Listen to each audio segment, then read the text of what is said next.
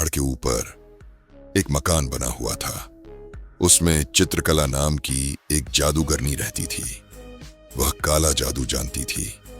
पहाड़ के नीचे तलहटी में एक गांव बसा हुआ था, जिस पर जादूगरनी ने अपने जादू से कब्जा किया हुआ था। गांव के लोग जादूगरनी से बहुत डरते थे। उन्हें पता था कि अगर जादूगरनी को गुस्सा आ गया तो अपने जादू से पूरे गांव को खत्म कर सकती है। इसलिए गांव वाले जादूगरनी को खुश करने के लिए उसकी हर बात मानते थे। गांव वाले जितना भी कमाते थे, उसका एक बड़ा हिस्सा जादूगरनी को देना पड़ता था। कई सदियों से यही परंपरा चली आ रही थी। गांव के लोग जवान से बूढ़े होकर मर जाते थे, लेकिन जादूगरनी हमेशा जवान और खूबसूरत बनी रहती थी। इसका राज कोई नहीं जानता था। इसी गांव के एक घर में राकेश नाम का एक बच्चा रहता था। उसके पिता खेत में काम करते करते चल बसे।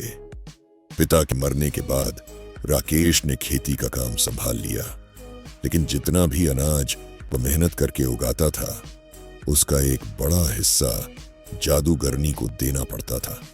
एक दिन राकेश ने अपनी मां से कहा, "अम्मा, ऐसे तो हम कभी चैन से रह नहीं पाएंगे।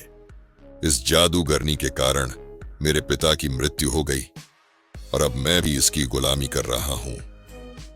राकेश की मां ने कहा, "बेटा, तुझसे पहले भी कई लोगों ने जादूगरनी का विरोध किया, लेकिन उसने अपने जादू से सबको मार डाला। हम कुछ नहीं कर सकते हैं।" राकेश ने मां की बात को बीच में काटकर पूछा, "लेकिन मां, कोई तो रास्ता होगा इस सबसे बाहर निकलने का?" राकेश की मां बोली, "बेटा, मेरी बात मान, जैसा चल रहा है चलने दे।" राकेश उस समय तो चुप हो जाता है, लेकिन उसके मन में जादूगरनी से गांव वालों को छुटकारा दिलाने की बात घर कर गई। राकेश अगले दिन से अपने खेत पर काम करने जाने लगा, लेकिन उसका मन काम से ज्यादा जादूगरनी में लगा हुआ था। दोपहर को राकेश एक पेड़ के नीचे खाना खाने बैठा। वहीं उसके बराबर के खेत के दीनानंद चाचा भी खाना खा रहे थे। दीनानंद चाचा से राकेश ने अपने मन की बात कही। राकेश की बात सुनकर उन्होंने कहा, "बेटा, बात तो तेरी ठीक है, लेकिन काम बहुत कठिन है। इसमें तेरी जान भी जा सकती है।" राकेश बोला, "चाचा, अगर गांव वालों को बचाने में मेरी जान भी चली गई तो मुझे खुशी होगी। आप कोई तरीका बताओ।" तब दीनानंद चाचा ने कहा, "आज से कई साल पहले गांव में एक किसान ने जादूगरनी को मारने की कोशिश की थी, लेकिन जादूगरनी को पता लग गया। फिर जादूगरनी ने उससे बदला लेने के लिए उसका सब कुछ छीन लिया और वह उसे मारने की तैयारी कर रही थी, लेकिन वह पहले ही गांव छोड़कर भाग गया। तुम उससे मिलो। उसका नाम गोपाल है। वह पास ही के एक गांव में रहता है, लेकिन वह किसी से मिलता नहीं है।" राकेश बोला, "लेकिन क्यों चाचा?" दीनानंद जी ने कहा, "बेटा, उसे डर है कि कहीं जादूगरनी ने उसे मारने के लिए न भेजा हो।" राकेश ने सारी बात समझ ली। अगले दिन वह दूसरे गांव चल दिया। वहां वह गोपाल के घर पहुंचा।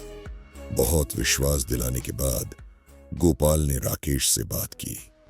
गोपाल ने कहा, "मैंने एक बार रात को जादूगरनी के महल में जाकर उसका गला दबाया, जिससे वह सोते सोते मर जाए, लेकिन वह मरी नहीं, क्योंकि उसने अपने प्राण एक तोते में रख रखे हैं।"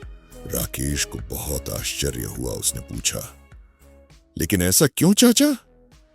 गोपाल ने आगे बताना शुरू किया, "बात यह है कि जादूगरनी हमेशा जवान और खूबसूरत बने रहना चाहती है, लेकिन उसका जादू अपने ऊपर नहीं चलता।